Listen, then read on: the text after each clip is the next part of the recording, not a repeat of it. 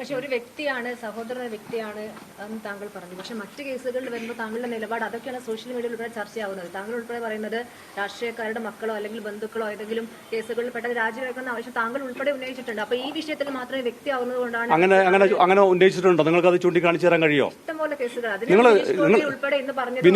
ബിനീഷ് കോടിയേരിയുടെ കാര്യത്തിൽ, ബിനീഷ് കോടിയേരിയുടെ വിഷയത്തിൽ ഞാൻ എന്താണ് പറഞ്ഞത്? നിങ്ങളുടെ ആർക്കൈവ്സിൽ ഉണ്ടാവുമല്ലോ. അതിനകത്ത് ബിനീഷ് കോടിയേരി ചെയ്ത തെറ്റിന് അദ്ദേഹത്തിന്റെ പിതാവ് രാജിവെക്കണം എന്നൊരാവശ്യം ഞാൻ ഉന്നയിച്ചതായി നിങ്ങൾക്ക് കാണിച്ചു തരാൻ കഴിയോ? അപ്പൊ പ്രസ്ഥാനം ആര് പറഞ്ഞു? ആരെങ്കിലും ചൂണ്ടിക്കാണിച്ചോ? എന്റെ പാർട്ടിയിൽ ആരെങ്കിലും പറഞ്ഞോ മകൻ ചെയ്ത തെറ്റിന് അച്ഛൻ? ഞങ്ങൾ പറഞ്ഞ എന്താണ്? അതിനകത്ത് അന്വേഷണം നടക്കണം. കാരണം മയക്കുമരുന്ന് ഇടപാട് നടത്തിക്കൊണ്ടിരിക്കുന്ന ഒരാളുമായി വലിയ സാമ്പത്തിക ഇടപാട്, ഈ ആരോപണം വന്ന സമയത്ത് അദ്ദേഹം പറഞ്ഞത് 6 ലക്ഷം രൂപയുടെ ഇടപാട് നടത്തിയെന്നാണ്.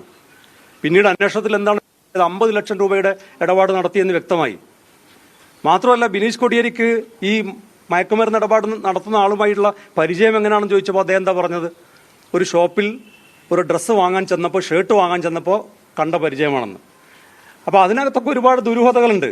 അപ്പോൾ അധികാരത്തിലിരിക്കുന്ന ഒരു പാർട്ടി, ആ പാർട്ടിയുടെ ഭാഗമായി നിൽക്കുന്ന ഒരാൾ, അങ്ങനെയുള്ളൊരു വ്യക്തി ഇത്തരമൊരു ആരോപണത്തിൽ നിൽക്കുമ്പോൾ അതിനകത്ത് അന്വേഷണം നടത്തുന്നത് ന്യായമായ കാര്യമാണ്. എന്താ സംശയം? അതുപോലെയാണോ എൻ്റെ സഹോദരൻ? ഞാൻ ഒന്ന് അധികാരത്തിന്റെ ഭാഗമായി നിൽക്കുന്ന ഒരാളല്ല, ഞാനൊരു ജനപ്രതിനിധിയല്ല, ഒരു അധികാരത്തിന്റെ ഭാഗമായി നിൽക്കുന്ന ഒരു വ്യക്തിയല്ല.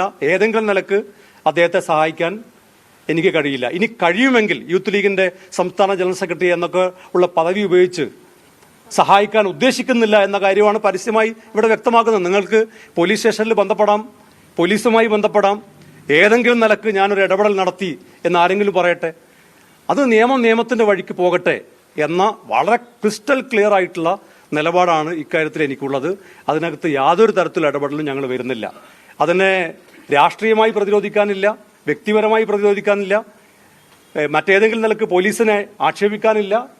അതൊക്കെ അതിന്റെ വഴിക്ക് നടക്കട്ടെ. പക്ഷെ ഒരു ചോദ്യം എനിക്ക് ഉന്നയിക്കാനുള്ളത്, അത് മാധ്യമപ്രവർത്തകരോട് ശ്രദ്ധയിൽ കൂടി കൊണ്ടുവരാനുള്ളതാണ്. ഈ ലഹരി ഇടപാട് നടത്തിയിട്ടുള്ള, ഇതിന് നേതൃത്വം കൊടുത്ത ഈ റിയാസ് തക്കയിൽ എന്ന് പറയുന്ന വ്യക്തിയെ എന്തിന് പോലീസ് ഇന്നലെ തന്നെ വിട്ടയച്ചു? അദ്ദേഹത്തെ ആരാണ് അവിടെ നിന്ന് ഇറക്കിക്കൊണ്ടുപോയത്? അദ്ദേഹത്തിന്റെ രാഷ്ട്രീയം എന്താണ്? എന്തുകൊണ്ടാണ് ആ രാഷ്ട്രീയം ഒന്നും ചർച്ച ചെയ്യാത്തത്?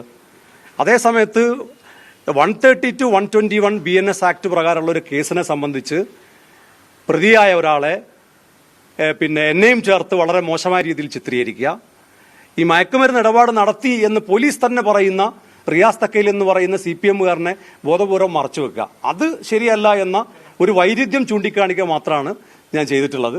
മറ്റു കാര്യങ്ങൾ ഞാൻ ഈ പറഞ്ഞതുപോലെ പോലീസിന്റെ അന്വേഷണം നടത്തട്ടെ, നിഷ്പക്ഷമായ അന്വേഷണം നടത്തട്ടെ.